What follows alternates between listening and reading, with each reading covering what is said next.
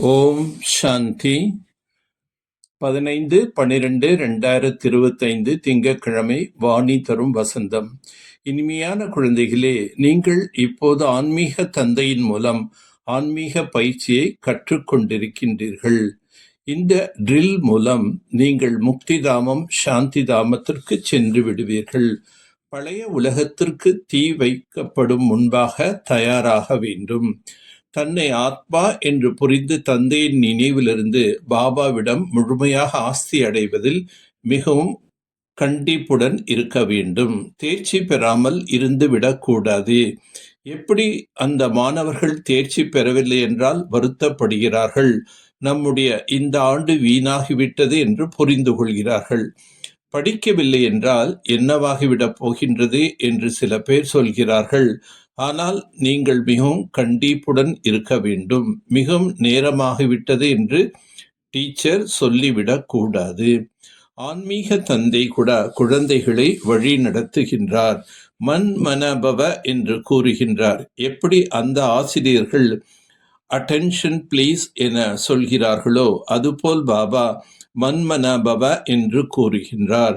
ஒவ்வொருவரும் தங்கள் மீது கருணை காட்டுவது போலாகும்.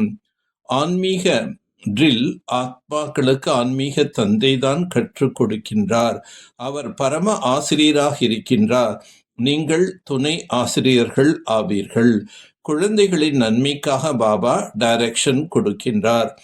அனைவரும் சரீரத்தில் உள்ள குழந்தைகளுக்கு சரீர சம்பந்தமான உடற்பயிற்சியினை கற்றுக் கொடுக்கின்றார்கள். அவர்கள் பயிற்சி போன்றவற்றை சரீரத்தின் மூலம்தான் செய்ய வேண்டியதாக இருக்கின்றது. இப்போது நீங்கள் திரும்பி செல்ல வேண்டும் என்று பாபா கூறுகின்றார். இப்படி வேறு யாரும் தங்களுடைய சிஷ்யர்களையோ அல்லது மாணவர்களையோ சொல்ல முடியாது. ஹே ஆன்மீக குழந்தைகளை, இப்போது திரும்பி செல்ல வேண்டும் என்று சொல்ல முடியாது. முக்கியமான விஷயமே சத்தோ பிரதானமான பூஜிக்கத்தக்க தேவதையாக ஆக வேண்டும். பிராமணர்கள் தான் பாபாவிடம் வந்து பயிற்சியை கற்கிறார்கள். உள்ளுக்குள் குஷியும் உண்டாகின்றது. பாபா கற்றுக்கொள்வதில்லை. மற்ற அனைவரும் யாரிடமிருந்தாவது கண்டிப்பாக கற்றுக்கொண்டு பிறகு கற்பிக்கின்றார்கள். ஆனால் இந்த ஆன்மீக தந்தை யாரிடமும் கற்றுக்கொள்வதில்லை. எல்லையற்ற தந்தை சேவைக்காக வந்துள்ளார் என்ற நம்பிக்கை உங்களுக்கு உள்ளது. நீங்கள் இப்போது செய்வது ஏறும் கலையில் செல்வதற்காக ஆகும். ஆத்மாவுக்கு கர்மத்தின் பலன் கிடைக்கின்றது. எல்லையற்ற தந்தையிடமிருந்து எல்லையற்ற பலன் கிடைக்கின்றது. நாம் கல்பத்துக்கு பிறகு வந்து பாபாவிடமிருந்து எல்லையற்ற ஆசையை அடைவோம் என்பதை நீங்கள் தெரிந்துள்ளீர்கள். தேவதைகளுடைய கலையும் கூட மெதுவாக குறைகின்றது. ஆனால் இங்கே ராவண ராஜ்யமே அங்கு இருக்காது. ஆகையினால் சுகமே சுகம்தான். ஆத்மாக்களுக்கு கூட பெயர் ரூபத்தை எடுத்தெடுத்து கீழே இறங்கி வருகின்றது. நாடக திட்டப்படி கல்பத்துக்கு முன் போலவே கீழே இறங்கி தமோ பிரதானமாக ஆகிவிட்டீர்கள். மாயை நிறைய பேரை விழ வைத்து கொண்டே இருக்கின்றது. மகாரதி தினமும் வரக்கூடியவர் இங்கும் கூட நிறைய முறை இருந்துவிட்டு சென்றிருக்கின்றார். அவரை மாயை என்னும் முதலை வந்து பிடித்திருக்கின்றது. மாயை தன் வாயில் போட்டு விழுங்கி விடுகின்றது. பெண் என்னும் மாயை இழுத்து கொண்டிருக்கின்றது. முதலையின் வாயில் வந்து விழுந்திருக்கிறார். பிறகு மெதுவாக விழுங்கிவிடும்.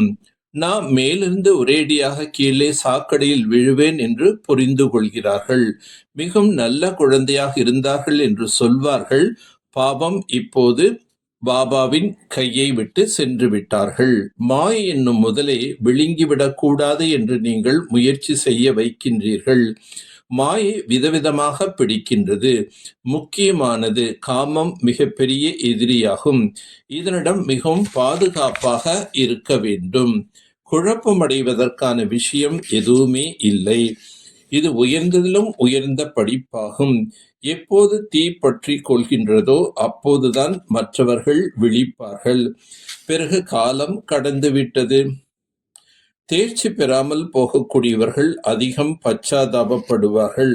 ஆத்மா பூஜிக்கத்தக்க நிலை அடையவில்லை என்றால் எவ்வளவுதான் மண்டை உடைத்து கொண்டாலும் புரிந்து கொள்ளவே மாட்டார்கள். ஆகவே பாபா எச்சரிக்கை கொடுத்து கொண்டே இருக்கின்றார். நீங்கள் மிகவும் தெளிவானவர்களாக ஆக வேண்டும்.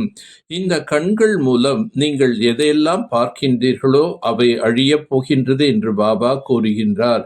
இது நன்மை விளைவிக்கும் புருஷோத்தம சங்கம யுகமாகும். தங்களுடைய சுவாசத்தை வீணாக்க கூடாது. சுவாசம் ஞானத்தின் மூலம் பயனுடையதாகிறது என்பதை நீங்கள் தெரிந்துள்ளீர்கள். மாயிடமிருந்து காத்து கொள்ள தங்களை கெட்ட சாபாசத்திலிருந்து மிகவும் பாதுகாத்து கொள்ள வேண்டும். தங்களுடைய புத்தியின் தொடர்பை மிகவும் தெளிவாக வைத்து கொள்ள வேண்டும். சுவாசத்தை வீணாக இழந்து விடக்கூடாது. ஞானத்தின் மூலம் பயனுள்ளதாக ஆக வேண்டும். எவ்வளவு நேரம் கிடைக்கின்றதோ அதில் யோக பலத்தை சேமிப்பதற்காக ஆன்மீக பயிற்சியை செய்ய வேண்டும். இப்போது எந்த ஒரு புதிய பந்தனத்தையும் உருவாக்க கூடாது. பாபாவின் நிழல் கொடையின் அனுபவம் மூலமாக விக்ன விநாசக் என்னும் பட்டம் பெற்று அனுபவ மூர்த்தி ஆகுக. எங்கே பாபாவின் துணை இருக்குமோ அங்கே எவராலும் ஒன்றும் செய்ய இயலாது. இந்த துணை என்னும் அனுபவமே நிழல் குடை ஆகின்றது. பாப் தாதா குழந்தைகளுக்கு என்றென்றும் பாதுகாப்பு தருகின்றார். சோதனை வருவதே உங்களை அனுபவியாக மாற்றுவதற்காகத்தான். எனவே இந்த சோதனை என்னை முன்னேற்றவே வருகின்றது என்று உணருங்கள். இதன் மூலமாகவே எப்போதும் விக்ன விநாசக் என்னும் பட்டம் அனுபவம் மூர்த்தி ஆவதற்கான வரதானம் கிடைத்து வருகின்றது. யாரினும் இப்போது சில தடை செய்தாலும் மெல்ல மெல்ல குளிர்ந்து விடுவார்கள். யார் ஒருவர் தக்க சமயத்தில் உதவியாளர் ஆவார்களோ அவர்களுக்கு ஒன்றுக்கு பல மடங்கு பலன் கிடைக்கும். பார்ப்பது, கேட்பது, பேசுவது போன்ற விசேஷமான செயல்கள் யாவும் சுலபமாகவே பயிற்சியில் வந்துவிட்டதோ அவ்வாறே கர்மங்களை உள்ளடக்கி கர்மாதி நிலை எனும் சக்தியால் அக்கர்மி, அதாவது கர்மங்களின் பலரிந்து விடுபட்டவராக ஆகுக. ஒன்று செயலுக்கு அடிமையாவது, மற்றொன்று செயலுக்கு அதிகாரியாவது. நான் கர்ம இந்திரியங்களை வென்று சுயராஜதாரியின் ராஜாக்களின் ராஜ்யம் சரிவர செயல்படுகிறதா என தன்னைத்தானே சோதனை செய்யுங்கள். நல்லது.